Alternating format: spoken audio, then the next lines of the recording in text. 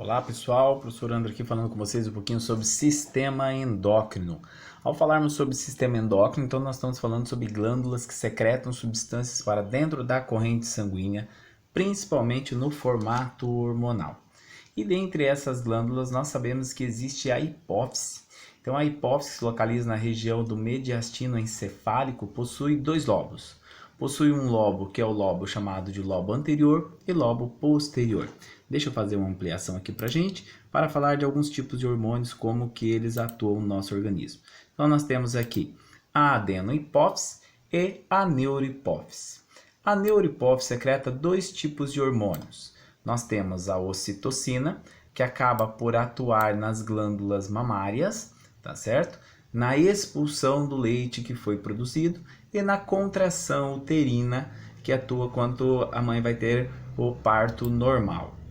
No caso do hormônio antidiurético, ele atua lá nos nossos néfrons renais, atuando na reabsorção de água dentro do nosso organismo.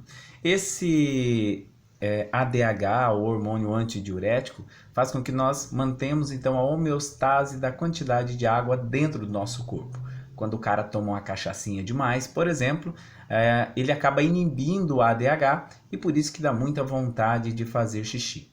Um problema, uma disfunção que acomete quanto a esse ADH é quando a pessoa acaba por produzir pouca quantidade de ADH e ela começa a urinar demais, chamada de diabetes insípida ou insípida. A pessoa começa a perder a água, sais minerais e também os carboidratos que estão na corrente sanguínea, porque o rim vai filtrar esse sangue e eliminar o açúcar.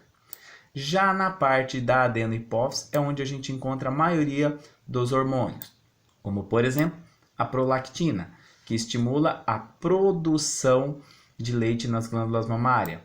Hormônios gonadotróficos são hormônios que atuam estimulando as gônadas, testículos e ovários a produzir os hormônios sexuais, como a testosterona no homem e o estrogênio e a progesterona na mulher. E eles são chamados de LH ou FSH. Estaremos falando um pouquinho mais dele quando nós falarmos do ciclo menstrual. Também nós temos aqui o hormônio tireotrófico, que faz uma comunicação com a tireoide. O hormônio adrenocorticotrófico, que acaba fazendo uma comunicação com as glândulas adrenais, ou seja, em cima dos rins, suprarrenal. E o somatotrófico, que é o hormônio GH.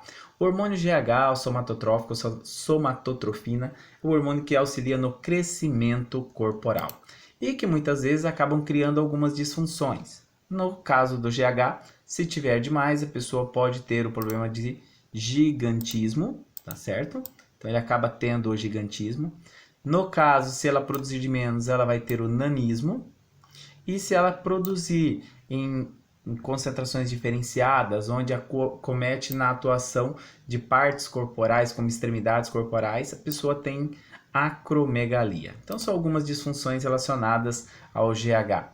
Nós temos também aqui a glândula pineal. Glândula pineal não se sabe muito bem o seu funcionamento em si, então quase não se fala dela, mas sabe que ela regula o ciclo circadiano no nosso organismo, que é o ciclo do sono, né? Então aquele ciclo de dormir, quem dorme mais e dorme menos, pode estar relacionado a essa glândula pineal, bem como também a sua atividade sexual. A tireoide é uma outra glândula que se comunicam, né, com a hipófise, como nós podemos ver, e ela produz três hormônios: tiroxina, triiodotironina e calcitonina. Tiroxina e triiodotironina atuam sobre o metabolismo celular, fazendo com que a célula queime mais caloria. Já a calcitonina é o hormônio que atua no sangue, capturando os sais de cálcio e fixando ele nos nossos ossos. Então ele mantém essa rigidez dos nossos ossos. E nós podemos ter algumas disfunções relacionadas a esses hormônios, como por exemplo, o hipertiroidismo. A pessoa produz muito o hormônio tiroxina e triiodotironina e ela se torna magra, alta, o metabolismo acelerado, globo ocular saltado, pele muito quente e muito apetite. Então essa pessoa queima muita caloria por ter o hipertiroidismo. Já o hipotireoidismo é o contrário. A pessoa é baixa, gorda, sem apetite, pele fria e com um metabolismo bem lento. Então atrapalha também o desenvolvimento do organismo. E um outro problema é a falta de iodo, porque o iodo ele é fundamental no bom funcionamento dessa glândula, tá? E pode gerar esse inchaço glandular chamado debócio. Então todo o sal que nós compramos hoje é um sal iodado. Pessoal, hoje nós estamos falando então aí sobre a nossa hipófise e a tireoide e futuramente estarei trazendo sobre as outras glândulas também. Qualquer dúvida, procure no Instagram, mande as dúvidas, que eu vou estar ajudando vocês nas resoluções de exercícios, de vestibulares, como você esteja estudando em casa, beleza? Um abração do professor André e fiquem com Deus.